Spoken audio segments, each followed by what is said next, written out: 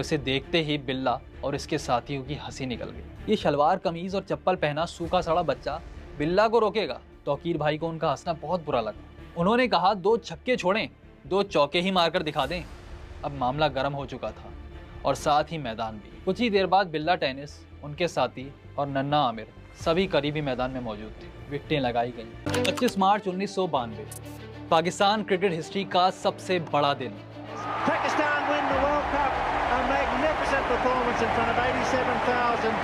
मुल्क के चप्पे चप्पे में जीत का जश्न था और बड़े शहरों से दूर इस छोटे से गांव में भी खुशी का आलम था। बल्कि गांव के एक घर में तो एक और खुशखबरी आने वाली थी। राजा फयाज के घर एक और बेटे की आमद थी और पाकिस्तान के वर्ल्ड कप जीतने के सिर्फ 19 दिन बाद इस घर में वो पैदा हुआ। ऐसा बच्चा जिसकी वजह से एक दिन इस गांव का नाम पूरी दुनिया में मशहूर हुआ, बल्कि ये कहें कि बदनाम भी बहुत हुआ। इस बच्चे का नाम था मोहम्मद आमिर।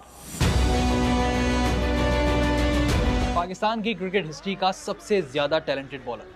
यकीनन टैलेंट में तो आमिर सबसे आगे ही था। वो अजमत की बुलंदियों को छूने के लिए पर तोल रहा था, बल्कि तोल चुका था।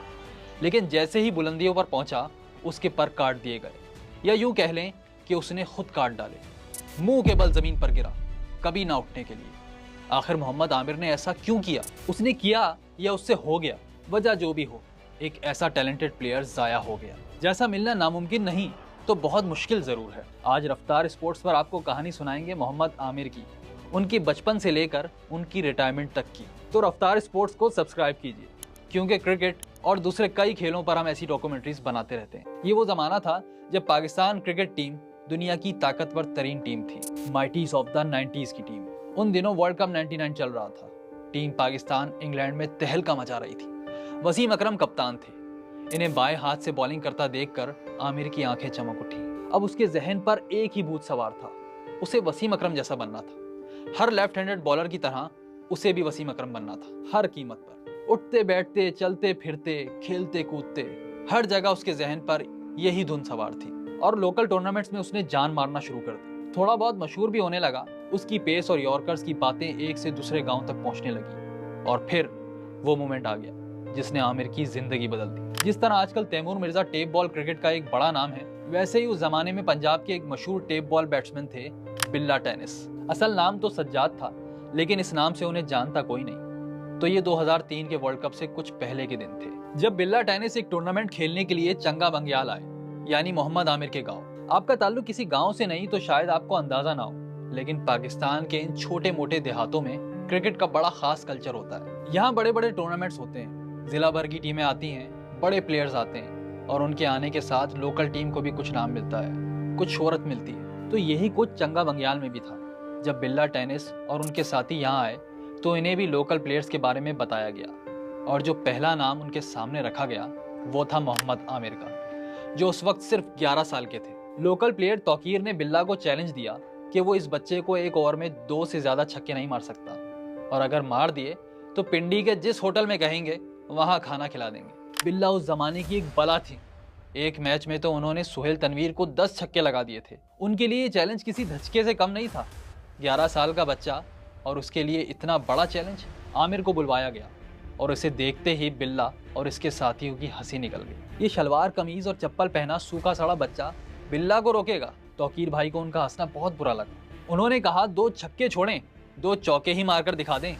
अब मामला गर्म हो चुका था और साथ ही मैदान भी। कुछ ही देर बाद बिल्ला टेनिस, उनके साथी और नन्ना आमिर सभी करीबी मैदान में मौजूद थे। विकेटें लगाई गईं। बिल्ला टेनिस ये सोचकर क्रीज पर आए कि 6 की 6 गेंदों पर छक्का लगाऊंगा, और आमिर, इसे बिल्कुल अंदाज़ा नहीं था कि ये सिचुएशन कितनी टेंस है, या शायद अंदाज़ा था, क्योंकि उसने 1 नहीं 2 नहीं 6 की 6 गेंदें यॉर्कर फेंकी, पिन पॉइंट यॉर्कर्स। बिल्ला सिर्फ 1 गेंद पर चौका लगा पाया, बल्कि आमिर के बकौल आखिरी बॉल तो ऐसी थी कि उसके एक जूते को रगड़ती हुई गई, इस तरह कि शू लेस खुल गए। अब आमिर और मशहूर हो गया। शाम को जब असल टूर्नामेंट शुरू हुआ तो हर तरफ एक ही नाम था, आमिर। इसकी शोहरत वायरस की तरह फैल रही थी और वो खुद मैदान से कहीं दूर अपने घर में सो रहा था। लड़के उसे देखना चाहते थे।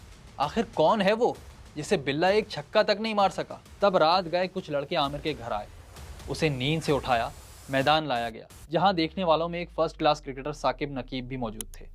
उन्होंने आमिर को बॉलिंग करवाते देखा, बड़े बड़े हिटर्स को उसके सामने स्ट्रगल करते देखा और फिर फैसला कर लिया, इस लड़के का टैलेंट यहाँ ज़ाया नहीं होना चाहिए।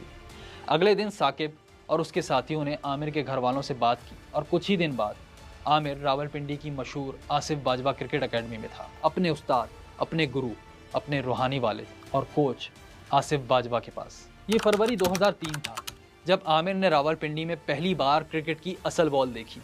वो आसिफ बाजवा को इंस्पायर करने में भी कामयाब हो गया और यूं इस एकेडमी में दाखिल कर लिया गया। अब इसके सारे अखराजात पढ़ाई के, क्रिकेट के सब आसिफ बाजवा उठाते थे। आमिर का ख्वाब पूरा होने लगा, लेकिन घर से जुदाई की कीमत पर। अब ये एकेडमी ही इसका घर थी, बल्कि स्कूल भी यही था और क्रिकेट का मैदान।